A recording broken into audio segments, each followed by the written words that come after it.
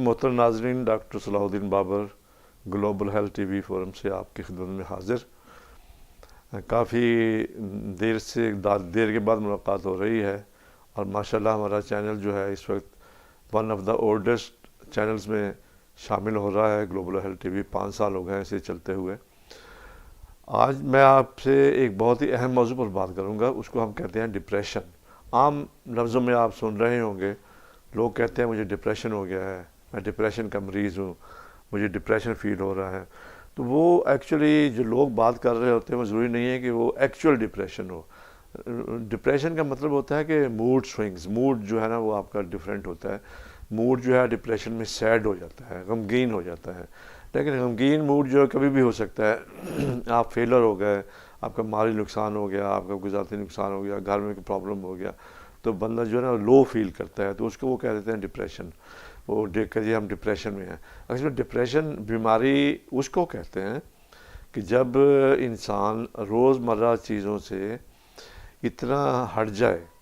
कि वो बीमारी उस पर इतनी हावी हो जाए कि रोज़मर्रा कामों के काबिल ना रहे और बिस्तर पर लेट जाए, बेड रिडन हो जाए, तो फिर हम कहते हैं कि इंसान जो है बीमार हो गया है। ये बीमारी की डेफिनेशन है। तो डिप्रेशन जो है ये एक ऐसे मर्ज़ है नफ्सियाती और दिमागी अमराज में कि इसकी बहुत अहमियत है। क्योंकि अगर डिप्रेशन आपको एक्चुअल डिप्रेशन हो जाता है तो आप में उदासी, मायूसी और नाउमीदी, तवज्जो का मरकूज़ ना रहना, सोच का एक जगह पर ना रहना, हर वक्त इंसान को गिल्ट फील होना, मायूसी का शिकार होना, नींद ना आना, लोगों से बातचीत करने में दिल ना करना, लोगों से मिलने जुलने को दिल ना करना, लोगों को देख के घबराहट होना, शोर शराबा अच्छा ना लगना, ये आम तौर पे डिप्रेशन की अलामात हैं। और बाज़ औक़ात डिप्रेशन इतना हो जाता है कि इंसान को वो वाक़या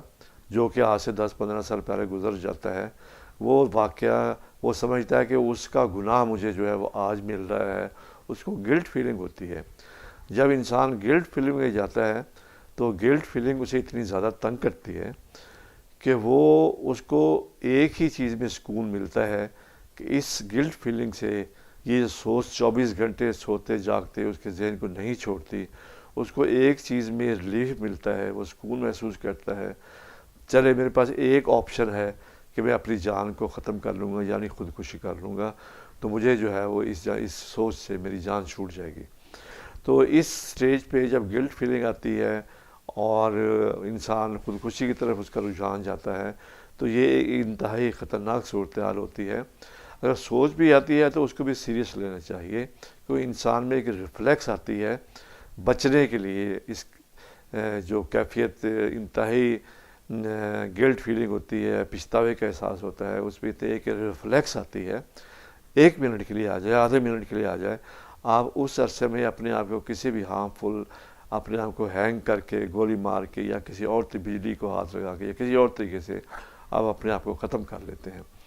तो ये एक आध रिफ्लेक्स को रोकने के लिए मैं हमेशा हुकूमत पाकिस्तान से और जो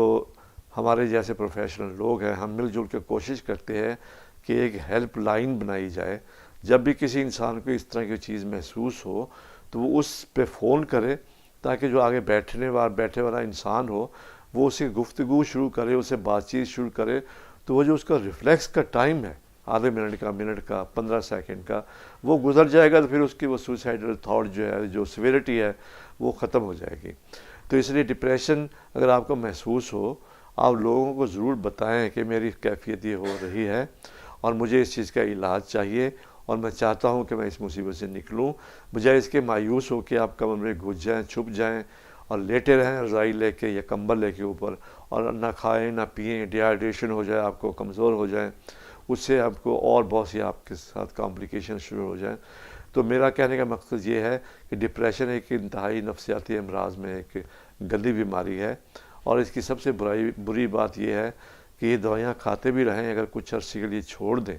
तो उसमें फिर रिलैप्स हो जाता है। तो इसलिए साइकियाट्रिस्ट को, डॉक्टर से आप लगातार राब्ते में रहें, تاکہ وہ آپ کو